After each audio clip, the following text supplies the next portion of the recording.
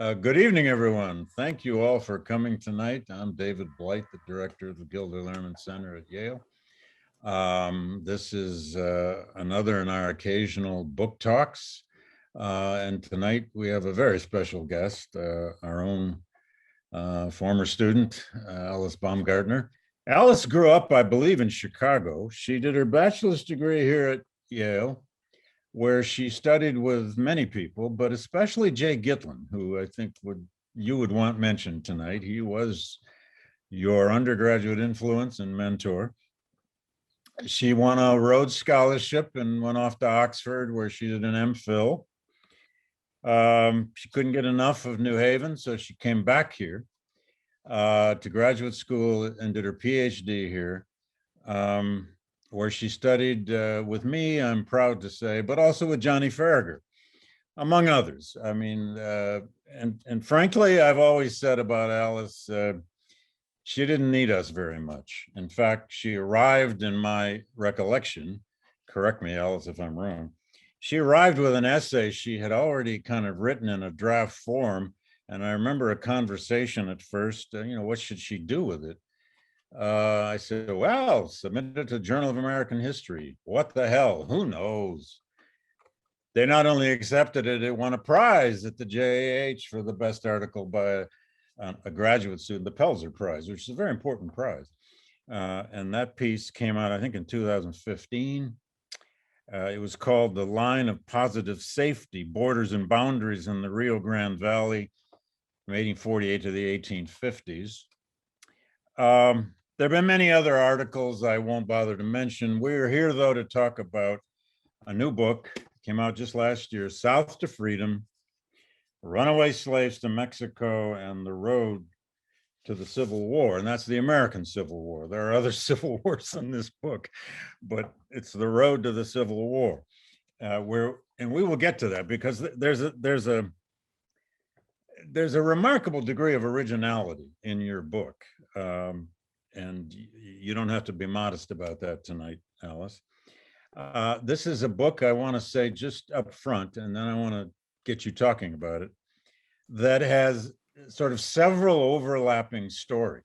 I mean, you lay out three, I believe, in your beginning of the book. A couple of your reviewers have said there are two. I think one of your reviewers didn't read the introduction, I think. But on the one hand, it's got these overlapping big stories. First is, at least the way I read it, is the origins of this place called Northern Mexico, and then called Tejas or Texas eventually. Then there's the story of the US conquest of first Texas and then ultimately of Mexico. And along the way, of course, we get the Texas Revolution and the annexation of Texas and all the rest. But then third, at the heart of the book, is the story of fugitive slaves, the Southern Underground Railroad, although no one ever really called it that. And you found numerous real people with real names, real individual fugitive slaves who escaped across that southern border, particularly across the Rio Grande into Mexico. There's a lot more going on in this book, but why don't we start there of how you conceived putting together all of these stories and then ultimately aimed it at a story about the coming of the American Civil War. How did you come up with these big themes, and how did you then conceive as a writer putting them into dialogue in one big narrative? Well, first I want to say thank you for having me. And although you might say that I didn't need much help, you did help me so much, and so many of the people in the audience and in the Yale History Department and fellow graduate students helped so much in conceiving of this book.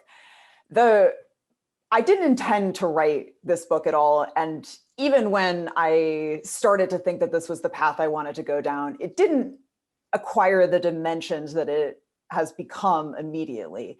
So I came across this topic really by accident in the summer of 2012 when I was in northeastern Mexico doing research for my master's thesis, which was on a different topic about violence on the US-Mexico border in the mid-19th century.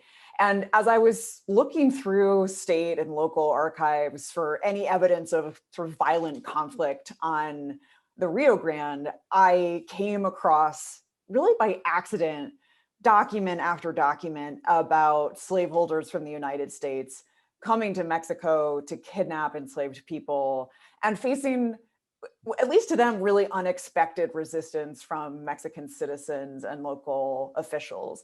And that really surprised me. Yeah, the Mexicans fought back, right? They were not going to give up these fugitive slaves. No, which was just, I was at the time doing a master's in Latin American history, and so why they were doing this was unclear. And I didn't even know, as I think many people don't know, that enslaved people were escaping to Mexico. And so the project originally started as just trying to understand why enslaved people were escaping to Mexico.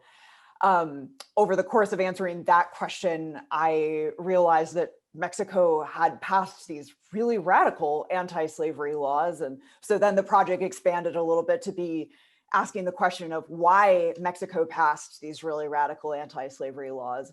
And then actually, while I was TAing for you in the Civil War and Reconstruction class, we were coming to the Wilmot Proviso of 1846, and my students had lots of questions because it's incredibly confusing why David Wilmot would have proposed this proviso, which prohibited slavery in the territory acquired from Mexico. And so I went to the congressional record to read the debates to try to see if I could understand it well enough so that I could teach it to my section.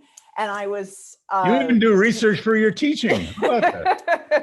It's an addiction. It's like gambling. Yeah. But it was there where I found there were all of these speeches in the floor of the US Congress about Mexico's laws abolishing slavery. Even Senator Thomas Hart Benton of Missouri, a slave state, read Mexico's laws abolishing slavery in the original Spanish on the floor of the Senate. And so then again, the project got bigger to ask how it was that Mexico's laws abolishing slavery shaped and contributed to sectional controversy in the United States.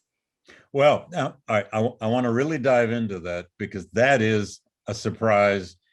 Look, I learned it after you learned it because I never realized how it's a messy, complicated story, and they kind of go in and out of these abolition laws. But I never understood that Mexico was passing all these abolition laws in as early as the 1820s. I mean, who knew?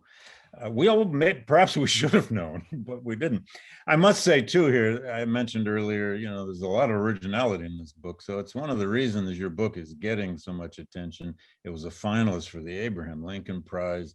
It's a finalist for probably some other book prizes. I don't think the OAH book prizes are announced till next week. I have no predictions to make. I don't know any secret knowledge. And you got the cover review of the New York Times Book Review. A review I thought wasn't actually fully fair to your book, by the way, because it didn't dive into the complexities. It just took kind of one part of the book and reviewed that. At any rate, help the audience understand how indeed did Mexico, well, first get their independence from Spain and in the early 19th century, and then how did it end up being this anti-slavery country? And we can call it a country in the 1820s, 30s, and 40s, although the idea of Mexican unity was never a simple thing, was it? I mean, there were kind of many Mexicos, but how did it become so abolitionist? You'll have to cut me off if I go on for too long because it's a complicated story, but I'm going to try my best.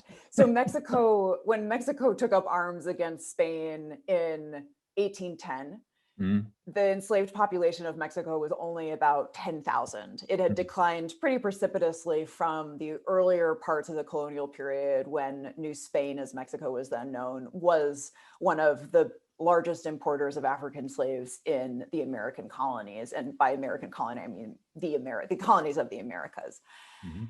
So in 1810, only about 10,000 enslaved people, and Mexico's independence movement is making a lot of the same, or is inspired by a lot of the same ideas that inspired the American Revolution, the French Revolution, ideas about equality and liberty. And in 1821, when Mexico finally secures its independence from Spain, it makes good on those ideas by proclaiming the equality of all people. And there's a surge of anti-slavery sentiment in Mexico in the wake of the independence movement, in the same way that there was in the United States in the wake of the American Revolution, that in sort of the 6 years after Mexico won its independence, the majority of its states either abolished slavery outright or passed gradual emancipation laws of the variety that were passed in the northern states like Pennsylvania and Connecticut. So there was this movement in Mexico at the state level to try to erode slavery, but the national government was wary of abolishing slavery throughout the nation because slavery, while it was declining nationally, did remain important in two regions. One region was southern Mexico, where sugar production was achieved through enslaved labor. And the other region was northern Mexico, particularly the province of Texas, what is now Texas, because starting from 1821, the Spanish government and then the Mexican government was issuing land grants to Anglo-American colonists who had ambitions of starting plantation agriculture in Texas. So they didn't want to abolish slavery outright because there was a threat that those two regions would revolt against any such decree. And they had very good reason to be afraid of that, because in 1829, President Vicente Guerrero of Mexico, who was himself of African descent, did issue a decree abolishing slavery for reasons that maybe we can get into, and there was enormous amounts of resistance to that decree. And 2 months after issuing the decree, Guerrero exempts Texas from the decree, says it doesn't apply. And in 1831, 2 years later, Mexico's Congress overturned Guerrero's decree abolishing slavery. So some of you might have heard that 1829 is the year that Mexico abolishes slavery. I don't think that that's the correct date, because it doesn't apply to Texas and because it's overturned. Yeah, so and Mexican abolition kind of happens, and then it doesn't happen, and it happens again, and it doesn't happen. Which is confusing. It does happen. Yes. So even though, and I think because Mexico walks back this abolition decree, there's a tendency to think that Mexico really didn't care about anti-slavery. But even in the wake of overturning that decree abolishing slavery, the Mexican government really really tried to enforce its anti-slavery laws. And so while the national government hadn't abolished slavery outright, it had crucially in 1824 banned the importation of enslaved people into Mexico. So a similar type of law that the United States passed in 1808, but unlike the United States, Mexico had a much smaller enslaved population, and there was a large population, as I mentioned before, of Anglo-American colonists wanting to come to Mexico with their enslaved people. And they had found a variety of different ways of avoiding those laws by forcing enslaved people to sign lifelong indentured contracts. The Mexican government passed a law in 1832 that made it impossible, or that only recognized labor contracts for a maximum of 10 years. So those lifelong labor contracts were annulled. The Mexican government sent a secret agent in 1834 to inform the enslaved people of Texas that if they had been brought to Mexico in violation of its laws, that they were entitled to their freedom. And we know enslaved people before and after were taking advantage of that law by escaping and claiming their freedom under the terms of that law. So there were all of these ways in which the Mexican government was trying to end slavery gradually, and in the process removing the threat of revolution from those two regions where slavery remained central. But they weren't going to abolish it outright, but they were going to take gradual emancipation laws to slowly Yeah. erode the property rights and slowly get rid of slavery.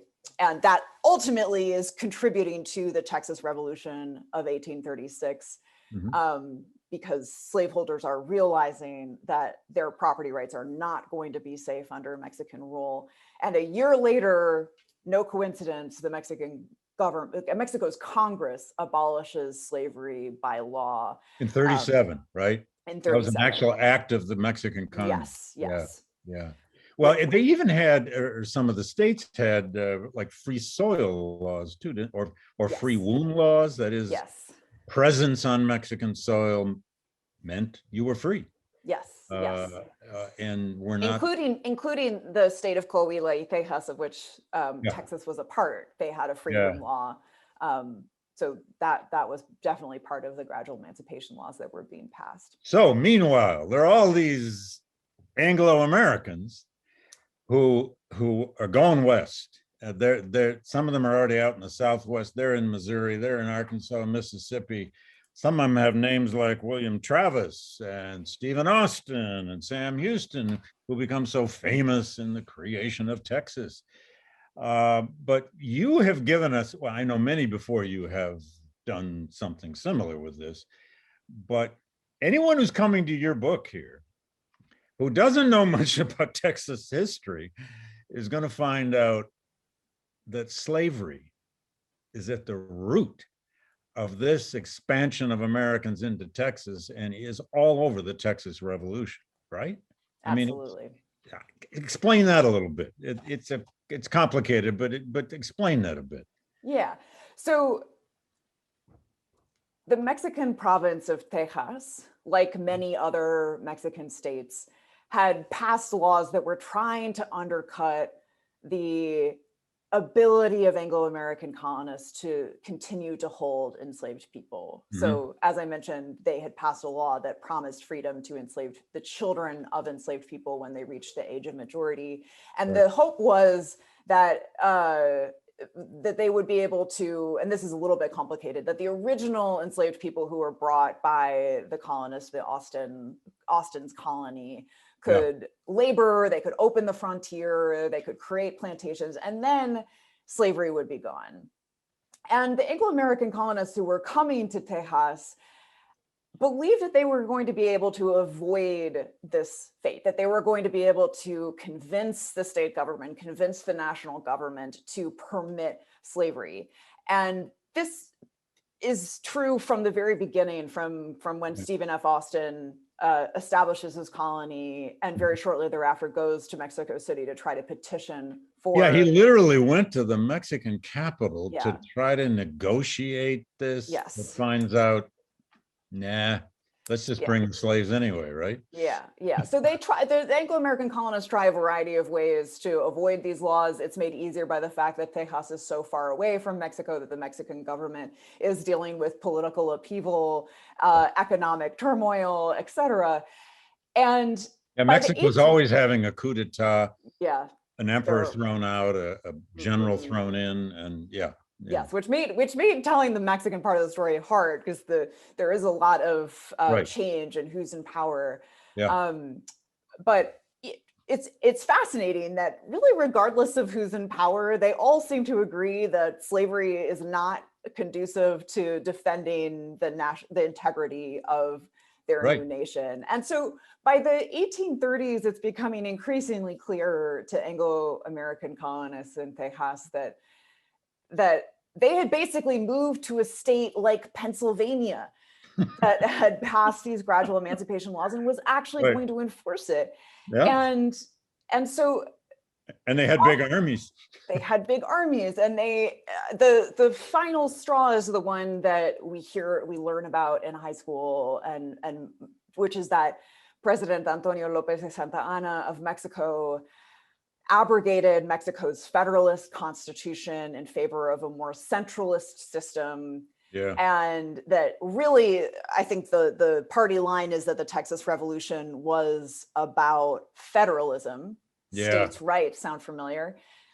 But one of the reasons why this shift to centralism was so concerning to Anglo-American colonists in Texas is that it eroded even more their ability to circumvent these anti-slavery laws. And we see their concerns about the anti-slavery promise of Mexico and the Mexican army marching north to force Texas to return to the Mexican fold from the very beginning, that there are rumors circulating in Texas that the Mexican army is going to promise freedom to enslaved people. It's one of the reasons I think that William Barrett Travis and other Texas volunteers are so determined to defend the Alamo, which is really, as many historians have pointed out, militarily not important. Totally insignificant. But it is important if you want to stop the Mexican army from getting anywhere near your plantations in eastern Texas, where they might free your slaves. And indeed, the Mexican army did issue a proclamation that promised freedom to any enslaved person who reached their lines. And enslaved people did escape, and Texas slaveholders fled east, sometimes all the way to Louisiana, with their enslaved people to try to prevent that from happening. This was a very violent region, and actually the narrative you tell, you know, when I was reading that section of your book, I kept going, okay, this is where the Alamo comes in. What's she going to do with the Alamo? Well, you showed us that it was this insignificant mission outside of San Antonio that no one should have cared about. However, here you have Santa Anna with, I forget, an army of 10,000 or more, the Mexican Napoleon, as he self-fashioned himself. And it's defended by this William Travis and 200 so-called volunteers. Now, I have to confess, I grew up in the early age of Disney. I saw the Alamo movie. I can still hum the songs, on and on and on. But William Travis was a slaveholder, and you end up talk about that, because you end up telling the story of the Alamo in part through the voice of Travis's slave, whose name was Joe. I thought that was one of the most deft things in your book. How'd you gain the confidence to do that? Well, luckily, there's an amazing book that was written about Joe that helped me so much to tell that story, because as you might remember from the dissertation, I do not narrate the story of the Texas Revolution. I did not want to, because everyone knows, everyone's familiar generally with it. And so when I realized after, I give up a narrative like that though. And it really was the wonderful historian Peter Wood who workshopped my manuscript with me and suggested, well, just tell the Texas Revolution from the story of an enslaved person who was there. And I thought, oh, well, easier said than done. But then this book really helped, and it really, they did so much of the legwork to make that story possible. But you use it in careful, limited ways. All we know is the guy's name was Joe, and he was Travis's slave, and he survives all the slaughter in the Alamo somehow. Anyway, I just thought that was a very deft thing you did there. Well, what about Sam Houston? These are the men for whom all these cities in Texas are named for. Sam Houston was a bit of a rogue too, wasn't he? He was. He's a more complicated rogue. I always like him against secession. Yeah, that's true. He was against holding the Alamo. He thought that was silly. Texas was full of rogues. Yeah, that's true. That's true. And Stephen Austin may have been the biggest. Anyway, okay. Now, let's talk about the fugitive slaves, the people escaping. You have some numbers. How many roughly can you say actually escaped across the southern border? And I'm just going to name some of them, and you can choose to talk about any one of them or whatever. But you have James Kirkham's. He's a slaveholder, one of the first to cross over the Sabine River into Tejas, with these three slaves named Martin, Phoebe, probably Phoebe, and then one named Richard. And then there's a woman named Honorine, who was a fascinating story. And then this tragic, terrible story of Jean Antoine, Mhm. and on and on. There are others. How'd you find them? And how do you use them in your story? Because again, that's one of the original things about your book. Oh, it's gonna be hard to pick which one of those to tell, but I The reviewers always mention Jean Antoine, and I know why, but there are others here too. yeah. Well, maybe I'll tell the story of Jean Antoine, and I can talk a little bit about how I found that Yeah. episode and some of the others that you mentioned. So Jean Antoine was an enslaved man in Louisiana, and there's some reason to believe that he was actually imported illegally from Cuba to New Orleans. Although I couldn't 100% prove it, but there are some reasons to believe that that was the case. And in 1835, he hid himself in the hold of a ship bound for Campeche, Mexico. So Campeche is in the southeastern coast of Mexico.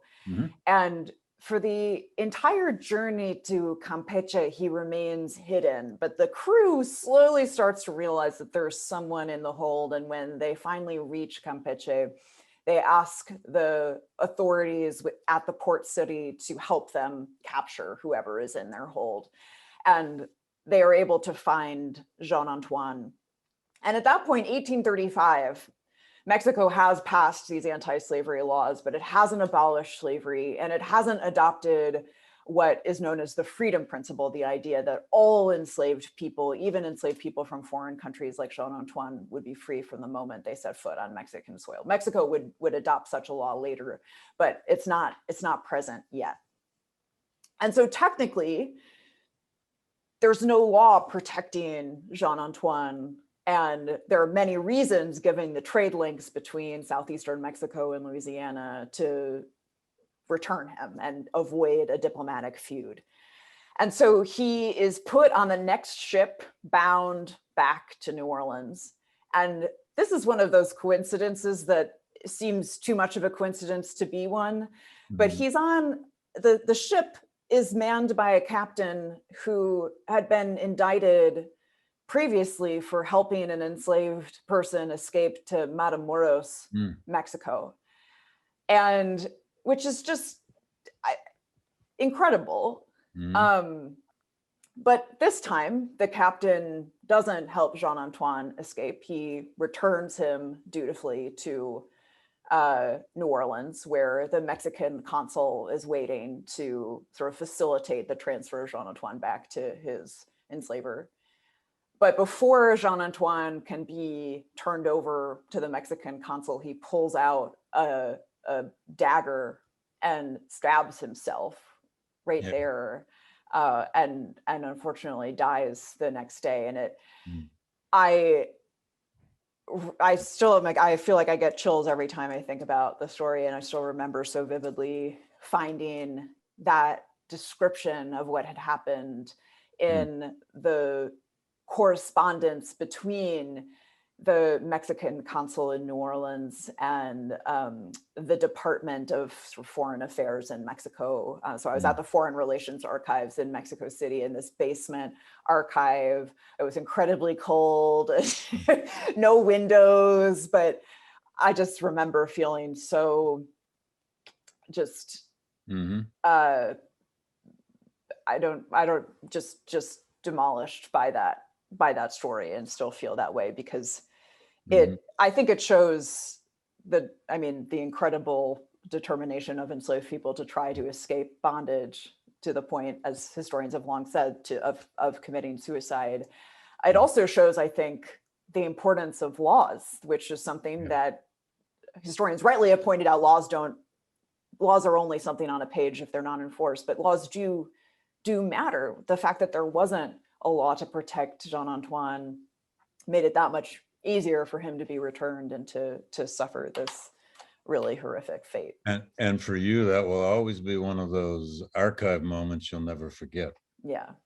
But I was very fortunate that there were a variety of instances like that, where Also in the Foreign Relations Archives, there was a folder from an 1873 investigation on the border where they interviewed a lot of people and collected documents about slaveholders trying to kidnap enslaved people. So that was another really amazing source from that same archive. And then in northeastern Mexico, I found just a lot of documentation of letters between governors and alcaldes or mayors describing enslaved people coming, which was also incredibly helpful for I can trying to remember understand. emailing you or however we were communicating, and I, I would ask you something like, where are you doing research?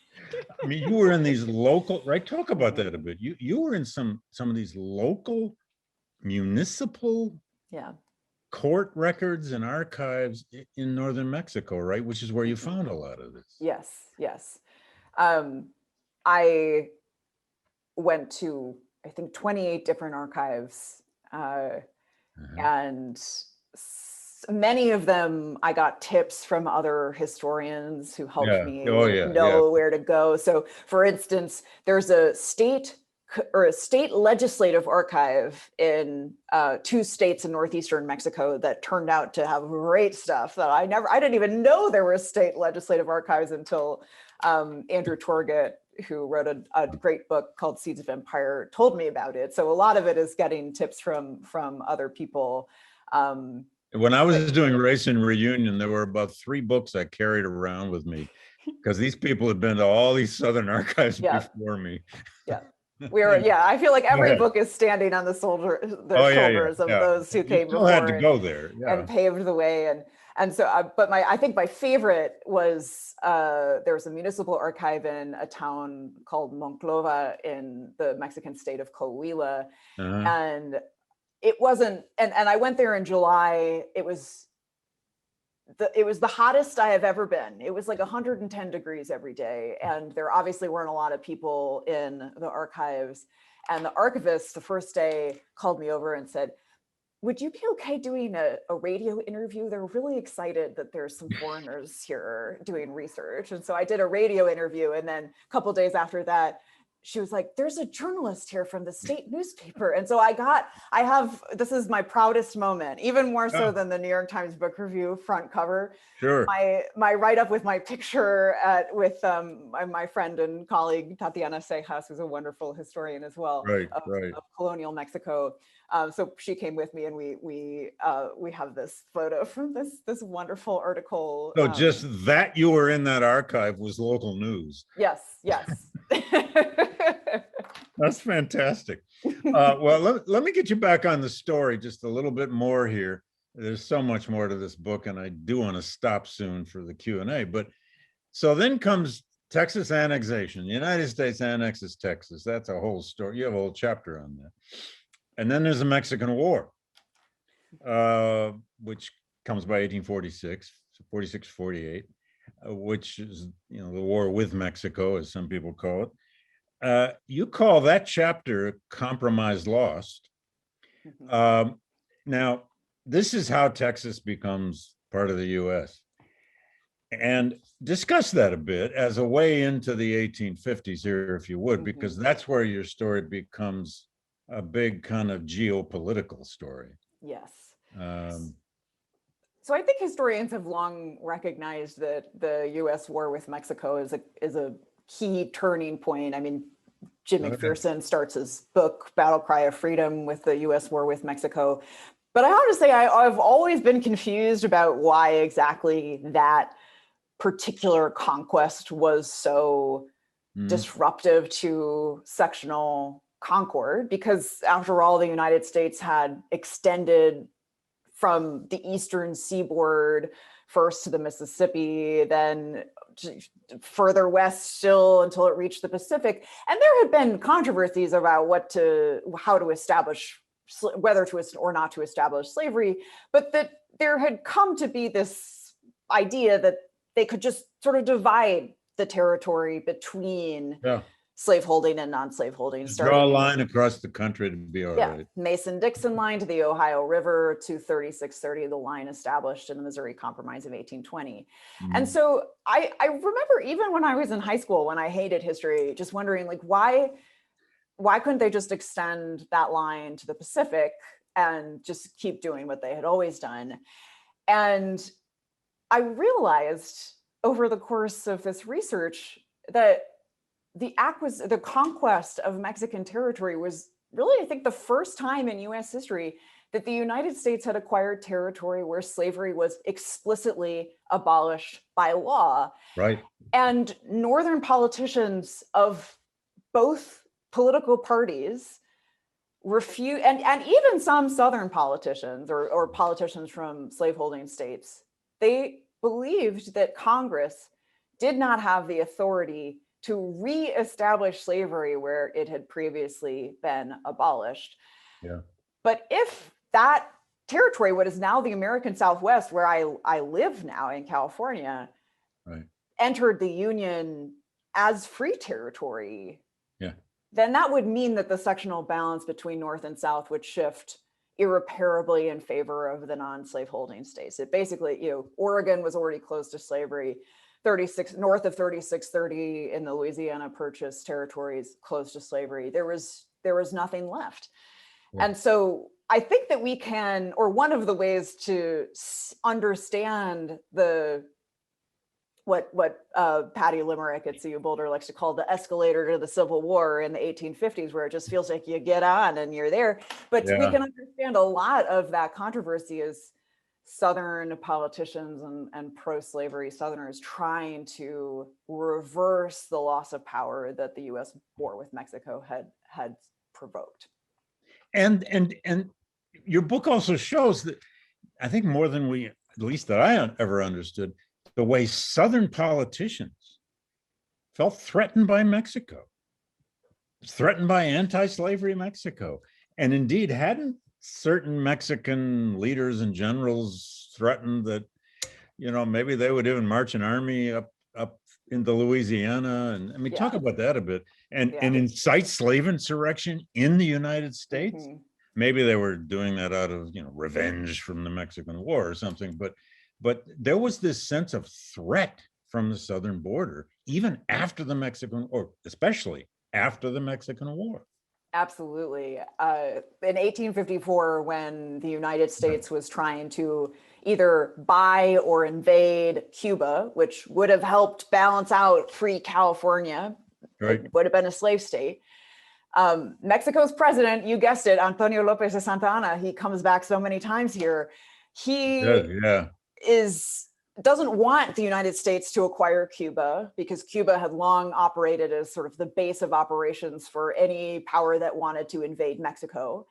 Mm-hmm. And so he sends diplomatic agents to England, France, and Spain with a proposal, which is rejected, but a proposal nonetheless, where they would provide sort of naval support while he marched a Mexican army through the US South proclaiming freedom to the slaves. And his whole idea was that he wouldn't need a really big army if enslaved people would rise up against their enslavers in the southern states. And that didn't come to anything, but rumors of it. I mean, diplomats in the United States are writing to Washington, D.C. saying there's something going on, there's some alliance, and we're really worried about it. Yeah. Well, you actually make the point that, and again, I hadn't thought about it this way, that the most proximate threat to U.S. slavery was not, the history of British abolition, which was a big threat, or even the Haitian Revolution. It was Mexico. And I don't think American historians, I got to do some new things in my lectures now, Alice. It's your fault. Seriously, in those lectures on the 1850s, I got to fold this in now. So, thanks a lot. I got to work, Can I do one other thing? And then we got a bunch of questions piling up. But I want you to talk a little bit about your writing style. Mm-hmm. It is distinctive. You love to write narrative. You do it well. I actually have 3 or 4 my favorite examples out of the book. But maybe you could just talk about how you come to moments where you decide to narrate a place, a person, a situation, and how you feel confident in doing it based on having some sources. I mean, I'm thinking of several places where you do this. How do you think about that in the act of writing? Well, it took many, many, many drafts to get it so Mhm. that it wasn't confusing or repetitive or Yeah. distracting. But a lot of it came from the archives themselves, that when I was reading in the archives, I was always drawn to powerful descriptions Hmm. and stories like the one of Jean Antoine. Hmm. And in college, I really wanted to be a novelist, I think, like many historians. You were an English major first, right? Yep, yep. Yep. And did a lot of writing workshops. Yep. And I was terrible at it because Kaz Phillips, who was, my advisor, just was like, you don't know how to write characters. And history is so wonderful because it provides the characters for you Right. and the You don't have to constraint. invent them. Yeah. So it really, in the process of particularly writing the first draft, I really just, I had these archival snippets that I loved, that I wanted to work Right. into the story, and that were important to the story. Right. And so it really came from that. And I I'm guess going to just more actually, broadly. I'm going to actually read an example. I could make you do this. One's very brief. I just want the audience to understand this. If they haven't read the book yet, you're in for a treat. I'm on page 117, 118. This is how you open a new section of the chapter. On April 5, 1837, a line of black carriages made its way through the streets of Mexico City, past the priest in his cowl, the leper in his syrup, the gallinera with her crate of hens, a letter writer for hire with a board on his knees, charging 6.5 cents for a scolding letter and twice as much for a declaration of love. At the National Palace, the carriages converged. Mexico's Congress was in session. I mean, that's beautiful. Well, But in the archive, you found these people along the street. yeah, That's amazing. yeah. Yeah, well, I was very fortunate in that the National Palace was, where Mexico's Congress was meeting, was right next to the Central Plaza, where everyone who went to Mexico talked about what was going on in this plaza. And so I had lots of And material. they couldn't help describing it. And they so couldn't help. I mean, the letter writer for hire was just, that was the detail that I wanted to include, because it was just. Don't you think sometimes people wonder, how do historians know this stuff? How'd she come up with that? She doesn't know that. Well, yes, you do, at least to the extent that you can. And there are many other examples. I have favorite passages here that I just don't have enough time to do, but we'll leave it to people to read, I guess. I think we should go to the questions, if it's okay. And we can perhaps come back to some more of this if you want, but I got a lot of them piling up here. And I welcome, and to the audience out there, we welcome your questions. Please put them in the Q&A. I can read them there, although there may be some in the chat as well. No, I think we're in the, forgive me, we're in the Q&A. Good. Let's start with a quick one first. From Will Coleman. Where can I get more information on the slave Joe that we talked about? You got that from another book. I think Willie Coleman wants to know, where do you find Joe? Yes, I of course am blanking on the authors of the amazing book about Joe. In your footnote, I can try to look it up. Yes, I should have my book here with me. But if you just Google book search, maybe I can just do this. No, you don't have to. I can. Where is it? Here we are. It's footnote 59 in chapter 6. Oh, yes. Here we go. It's Jackson and White There are you go. their There you names, go. and the title is Joe. Sorry for not. It's a really wonderful book, and I'm remiss in not remembering their first names. But Jackson and White. Well, here's a question from a teacher, Mary Donnelly. Great talk, she says. But as a teacher, she wants to ask, who created the myth that Texans were freedom fighters? And what is the genesis of this myth? Is it wrapped up in the Lost Cause, or did it come before well, it did come before the Lost Cause. And how much has Texas control over textbooks driven this narrative? Yeah, well, I gave a talk about a month ago to seventh grade teachers in Texas. So I hope that slowly there will be changes in the way that Texas history is taught. But I think that this is such a, the story really begins at the time of the Texas Revolution itself, where from the moment it breaks out, there are abolitionists in the United States, both Black and white, who are saying this is a uprising, not in defense of liberty, which is what the Texas slaveholders were saying, but a revolt to defend slavery. And for, decades after that, that was the view that actually was accepted in, sort of burgeoning textbooks trade that was starting about the Texas Revolution. But Eugene Barker, who is sort of the father of Texas history, and who is, I should say, did amazing work in Mexico, actually was doing a lot of archival work in Mexico, but he really was the one who put forward the argument in the early 20th century that the Texas Revolution was not at all about slavery. And I actually just went back and reread the article that he wrote that was putting forward this idea. And he does actually recognize the fact that Mexico was opposed to slavery. But his argument is that he says that Mexico abolished slavery in 1829, but that they had exempted Texas. And that while they were trying to enforce these other laws, the fact that they had exempted Texas really meant that there wasn't much of a threat, that Texas was safe. And moreover, he argues that in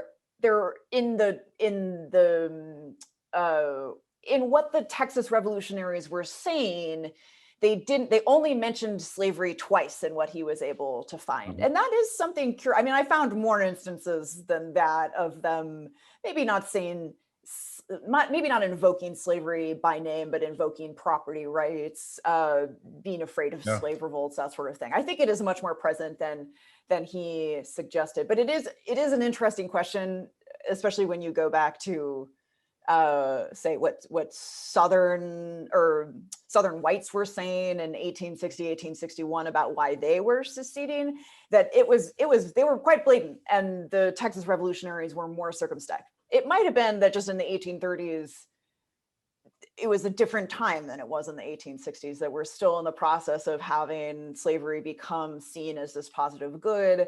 The revolutionaries in Texas are very much aware of the fact that they're going to need the support of places like England. There's a variety of reasons why they might not have wanted to be broadcasting the fact that slavery was an important part of their revolution. So those might be some reasons why. But to get back to your really excellent question, Eugene Barker's view has really been so important to understand. It's been replicated by other historians, accepted by other historians.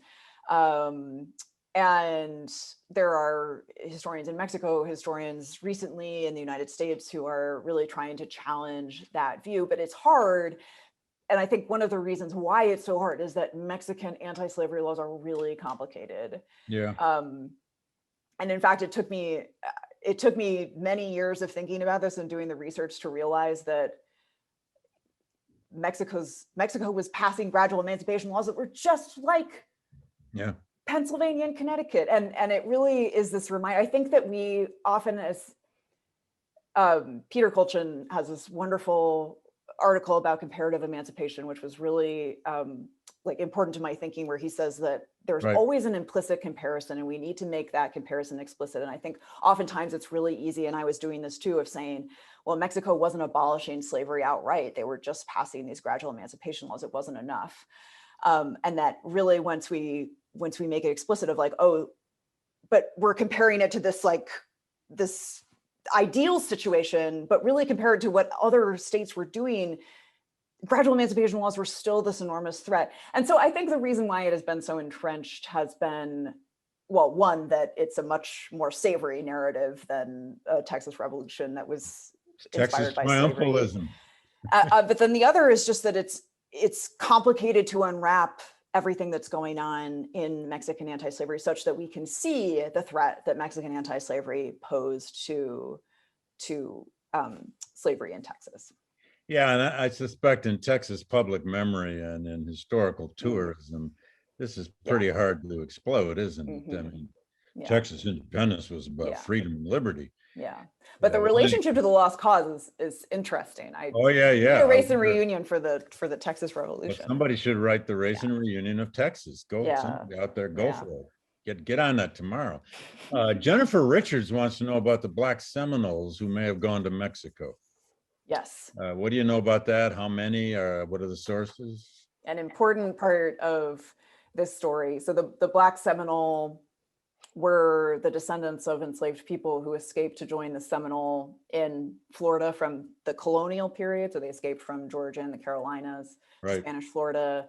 They were forced to go to Indian territory, 1830s, 1840s. They were put in Indian territory in land with the Creeks, who they did not get along with, neither the Seminole nor the Black Seminole. The Creeks they accused the Creeks of taking their land, of trying to enslave sell the Black Seminole into slavery. And so a group of Black Seminole, led by the Seminole leader Wildcat and the Black Seminole leader John Horse, decide in 1850 to go to Mexico. Mexico in 1849 had passed a new colonization law, which promised land and citizenship, important, to any foreigners, regardless of race, who came and joined the military colonies on Mexico's northern frontier, which were a series of forts that were designed to protect northern Mexico from any sort of foreign invasion. And so the Seminole and the Black Seminole, or a group of them, go to Mexico, and they take them up on this offer, and they form the nucleus of a military colony in the Mexican state of Coahuila. In terms of numbers, I'd have to look at the book I don't want to say wrong numbers, but they started out with, I believe, about 200 or so. But even within the year, there is a huge explosion of people of color coming to that colony. And we know that from the municipal archives. Well, there are municipal archives of the town that is nearest that military colony. And there were also Mexican archives from the military colony itself, which really helped to flesh out this, the experience of Black Seminoles in Mexico. But we have lots of evidence that enslaved people were escaping to join the Black Seminole. There's, again, the correspondence that I was in these northeastern Mexican archives, there were notes from one alcalde to another saying, there's a fugitive slave here who's looking for the Black Seminole. I'm sending him with this letter, point him in the right direction. So we know that they were trying to get down the road. Yeah, that's great. Yeah. Well, got a lot more questions, and keep them coming out there, folks. I'll get to all of them. Lois McMillan, an old friend who runs seminars for the Gilder Lehrman Institute. First of all, she says this is absolutely fascinating. It should be taught in the schools. She wants to know the comparative numbers between escaping slaves across the southern border versus to Canada, the more traditional so-called Underground Railroad. So what can you say about that? At least? Yes. So my conservative estimate is that between 3,000 and 5,000 enslaved people escaped to Mexico. That's much smaller than the estimate of enslaved people who escaped to Canada. I saw estimates that range from 30,000 to 150,000. That wide range should give you some indication that it is very hard to know how many enslaved people escaped anywhere. And that is also true for Mexico. I can go on for a long time about how I arrived at that 3,000 to 5,000 number. I have on my website, which is just firstname.lastname.com, alicebaumgartner.com. I explain how I got to and with the sources that I used. Michelle, let's put that up in the chat. Let's put up Alice's can probably website if we can. But it is especially hard in Mexico to figure out how many, it's hard to figure out how many enslaved people escaped to Mexico. It's hard to figure out how many people of African descent were in Mexico, because in 1821, in the midst of this enthusiasm for independence and for the ideal of equality, Mexico abolished all distinctions of caste. And so it's incredibly hard to find any sort of census or official document that includes any information about someone's race. I was able to find one census from the northeastern Mexican state of Tamaulipas, which was important to helping me try to reconstruct how many enslaved people might have escaped. But it's really, really hard to. But you knew somehow you had to come up with a number, because everyone was going to ask. Everyone asked me whenever I would say that this was Numbers what I was politics working on. Well, how too, many people are going? And I would always. Yeah. It was like the Texas Revolution. I was like, this is going to be hard to figure out. Well, Texas as a region, as big as it is, also just didn't have the density of population yet, as you do in Ohio and all that. Yeah. Okay, here's a question from Mexico. David Vasquez. Do you know him? Maybe you do. Greetings in Saltillo. This is his name is Professor David Vasquez. He teaches at Universidad Autónoma de Coahuila. I didn't pronounce that right. I used to speak good Spanish.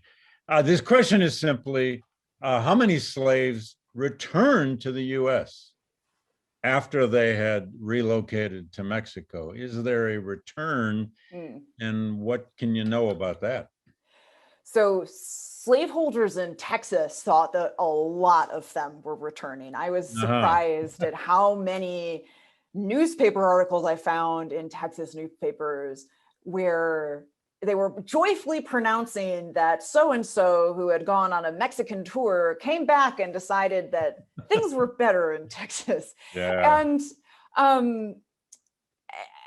with these articles, it's easy to dismiss them and say, this is the fantasy of slaveholders. But at the same time, there's still this question of, they are talking about an enslaved person who maybe escaped to Mexico and is now back. And so it did raise this question of like, okay, well, someone did return. Why are they returning? Yeah. And in two instances, I was able to find that the person, well, maybe I'll just say one of these instances, the enslaved person who came disappeared 6 months later with his two brothers. Yeah. And the other instance, I actually had found a contract between that fugitive slave and the state government of Coahuila. This man was a blacksmith, and so he was contracting out to provide blacksmithing services for the military colony where the Black Seminole and the Seminole were. And as part of his contract, it said he's going to have to take a leave of absence because he's going to go try to get his brother back from Texas too. Leave of absence. They didn't phrase it that way, but essentially it was a leave of absence. And he does, and he comes back, and there's documents in the state archives about slaveholders coming and trying to kidnap them. And it was one of those confusing archival moments where there's a document that says that the blacksmith was killed, but then he continues to appear in the record. So what exactly happened is a little I'm not entirely sure Mhm. whether one of them was returned or one of them was killed, but so there is evidence that they were returning, Mhm. but it Mhm. seems like some of them, if not most of them, were returning because they were gonna, like Harriet Tubman, bring their family members back with Uh-huh. them. Right. Well, Timothy Walker is asking, I can sum this one up. He's really asking, was there also a maritime escape, that is through the Gulf? And did you find evidence that some of those folks were actually coming from Louisiana, Alabama, Mississippi, and the other parts of the Deep South Yeah, because of the magnet of Mexico? it's such a good question, and it's one that I wish I had found more Yeah. evidence for. So after finding the story of Jean Antoine in this Foreign Relations Archives in Mexico City, I went to New Orleans and did a deep dive in their archives to see if I could find any more instances of enslaved people trying to go to Mexico by sea. And I found a couple of other instances of enslaved people, sometimes or allegedly with the consent of ship captains, sometimes Mhm. like Jean Antoine hiding, sometimes trying to fashion their own boats, which from Louisiana wasn't quite as successful. There were some enslaved people who seem to have tried to escape from the Texas coast by sea to Mhm. Mexico. So there Mhm. is this. It's a long coast after all. It It's is. It is. not So very far. You're down in Mexico. yeah, it does seem like there is, or there is also this maritime route, but I wasn't Uh, able to get quite as much information about it. The other reason for that is that I tried to find archives in Yucatan and Campeche, mhm. where Mhm. southeastern Mexico, Veracruz, Mhm. and I just didn't find that Yeah. much material. Not every archive hunt is a success. Yeah, We yeah. love to tell the stories of the successes, but there's Yes, yes, and it is hard, grueling work when a you're lot of dry runs. Yeah. Oh, a yeah. lot of dry runs. Here's a question from our old friend Steve Alderman. Do you remember Steve? Of course. Of course. He now lives in Florida. But this is a typical Steve question. Uh, and for those in our audience that don't know Steve, he used to attend every talk we do at the GLC before he moved in retirement to Florida, and he'd always ask the first question. Here it is: I'm rephrasing, the relatively small numbers here of escape to Mexico. How does that factor into your big geopolitical argument about the coming of the Civil War? I guess he's probably referring to, well, Southerners were really worried about Canada, but what you found is they were just as worried about Mexico, despite these numbers. Yeah, yeah. Well, Steve, thank you so much for coming. Great to see you, even if it is by a screen. Um, so the short answer to that is that historians have shown that Southern slaveholders were very concerned about anti-slavery laws in the northern states and the promise of freedom in Canada, the promise of freedom in Haiti. And that is all really important. I don't mean to dismiss that threat. But Mexico is passing more radical laws than the northern states in Canada because Mexico ultimately adopts the freedom principle, which the northern states can't do because of the Fugitive Slave Clause guaranteeing or promising to try to return enslaved people who escaped across state lines. Canada also never passes the freedom principle. Haiti does in Uh-huh. its constitution of 1816, but Haiti is 500 miles by sea from the southernmost tip of Florida. And while there are, I think, some evidence that enslaved people were escaping to Haiti, it's far away. It And is. Mexico is directly bordering the US South, and particularly Texas and Louisiana, Indian And Territory. Texas was part of Mexico until Exactly. And until so, well, it wasn't. yeah, for enslaved people in what is now the South Central United States, Mexico offered greater claims to legal freedom, and it was just closer. I don't mean to minimize at all the difficulties of crossing the Nueces Strip, Yeah. the South Texas. It's an incredibly difficult, dry. I mean, it's a place where migrants now often die. So it's not like it's easy, but comparatively, it's easier than getting up to Canada when you are down in the South Central United States. Like so many enslaved people who were taken on, or who were sold from the Eastern Seaboard down to the Mississippi Valley and Texas. So, well, go ahead. And I'm just going to conclude and say that even though it's small numbers, and it might be large. It might be larger. The Canadian numbers might be smaller. I think in a lot of respects, we don't. It's hard to compare these things because no one was taking a census of enslaved people. Keeping count. So I think it's just hard. And then go ahead. The Mexico escapes, Alice, come out of this incredibly violent history of Tejas for decades, whereas that northern border with Canada, though there had been some difficulties for sure, wasn't a revolutionary border as it was in Texas. I mean, Russell Cohen. I don't know if this is the Russell Cohen who was a student here. Oh, hi, Russell. Yes, I think Russell. Hello, Russell. He's asking you. He's asking you about how you said you hated history in school and then studied English at college. What eventually shifted you to history? He wants to know that story. Yeah. Well, Russell, thank you so much for coming. Russell was in the class where there was lots of confusion about the Wilmot Proviso. So there you go.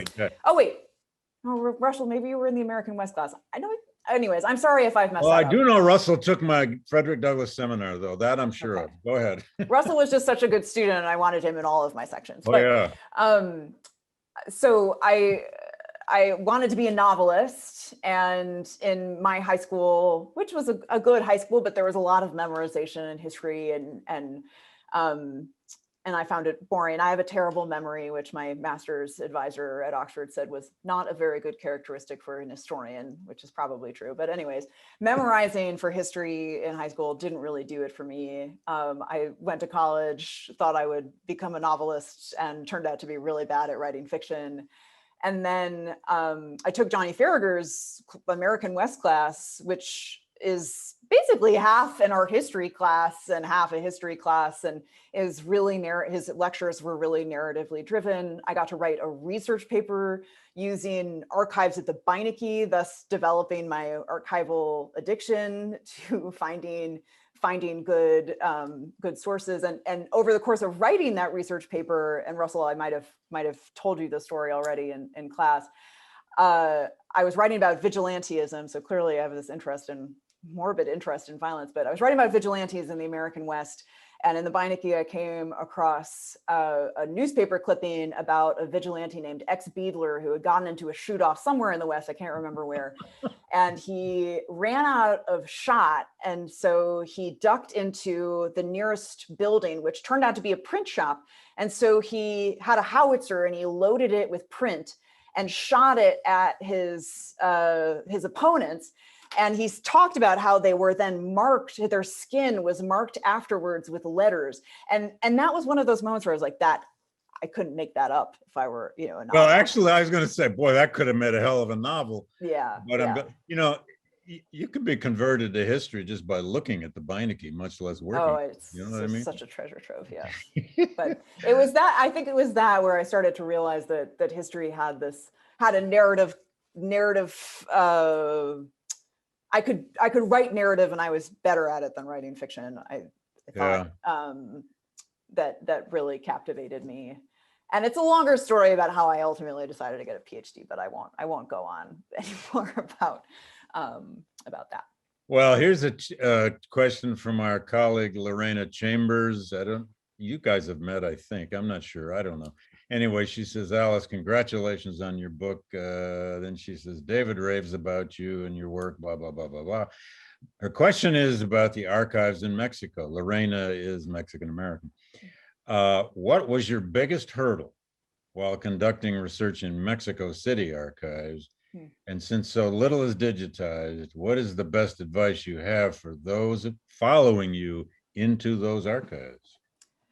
I Lorena just really, finished her PhD, by the way, and has been in some of those archives, but go ahead.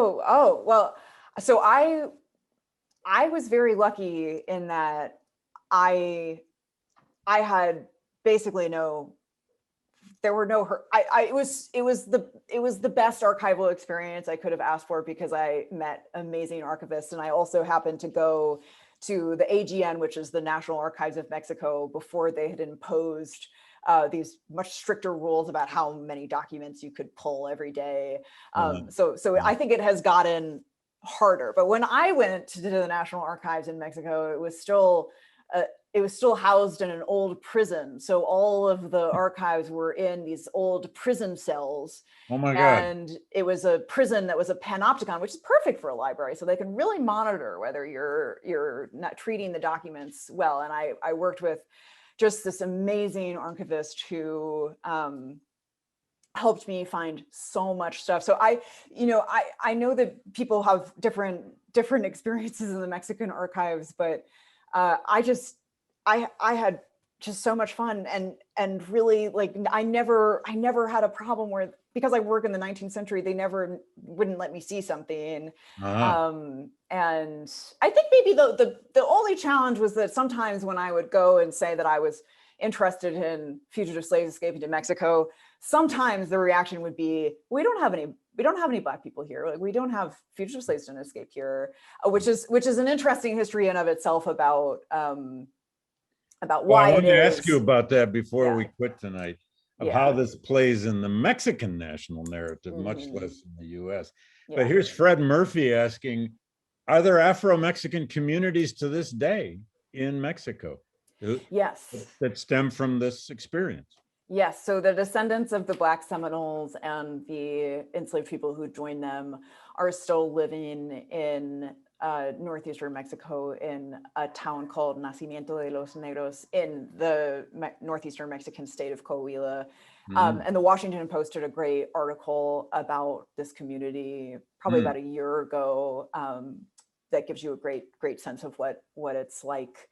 I was also very fortunate, this is going off a little bit on a tangent, where Kenneth Wiggins Porter, who is one of the pioneers of African-American history in the West, did oral histories. You talk about him in your epilogue, don't you? Yes, yes. Right.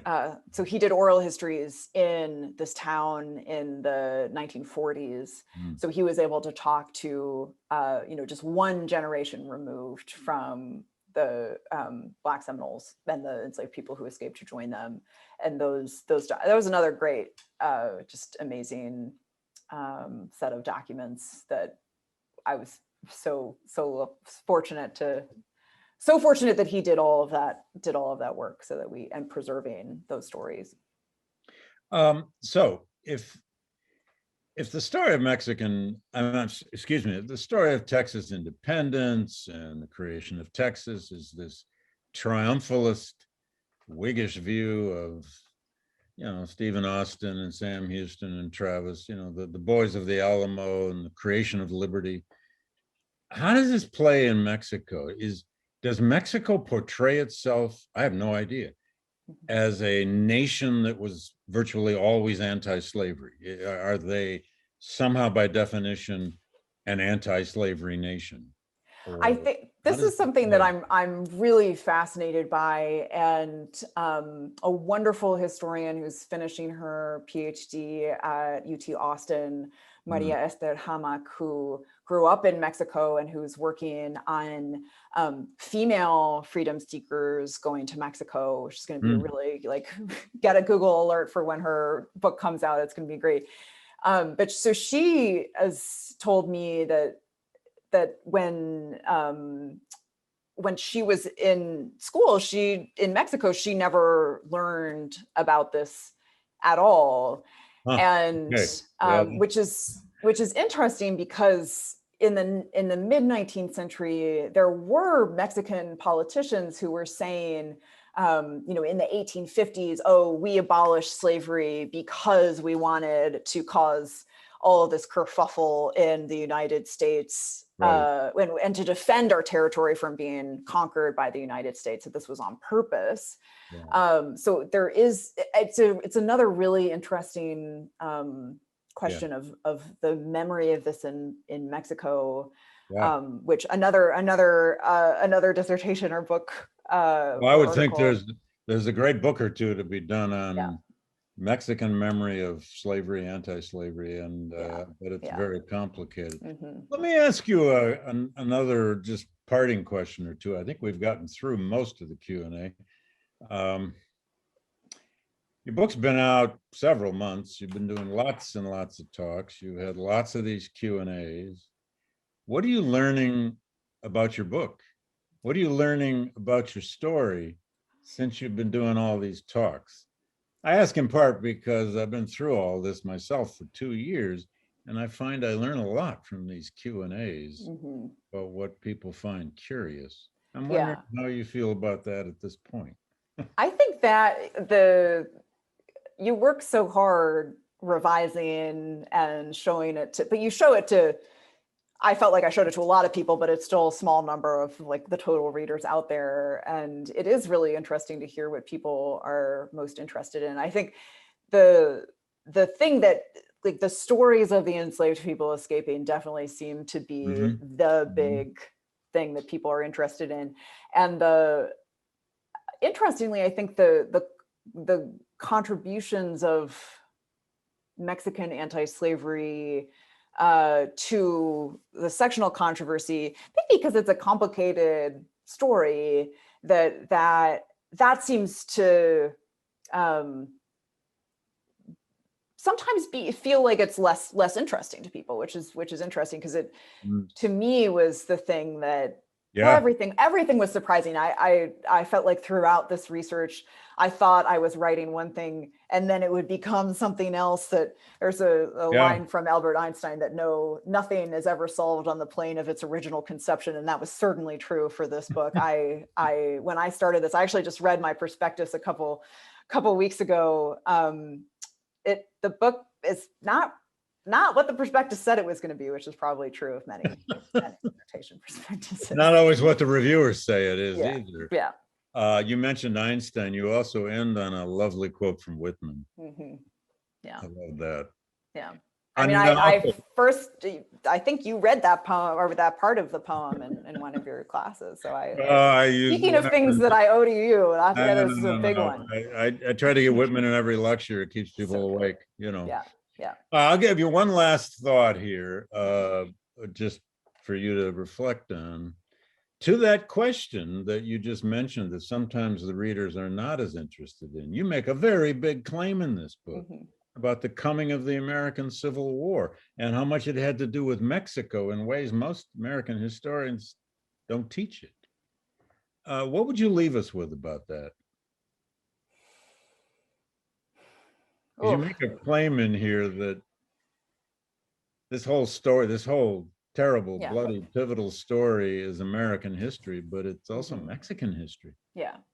Well, I think that maybe my parting thought will be that there's been a counter movement to the increasingly diverse scholarship and writing about US history. There's been this counter movement saying this is all just PC, it's not important.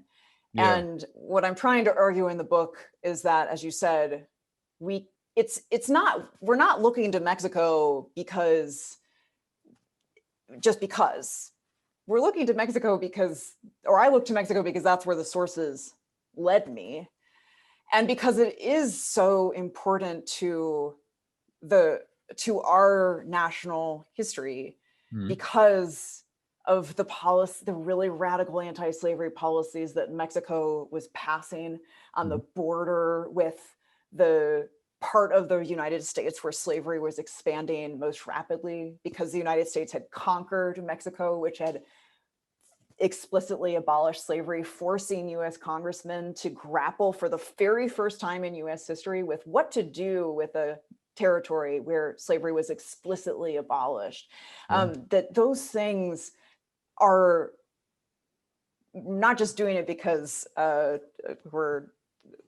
have some conservative family members who think that I'm indoctrinating the youth. I'm like, not doing that just because, Oh, I'm not doing that at all, I hope, but that, and you just keep telling them you're just an empirical historian. I'm telling you what I found. yeah.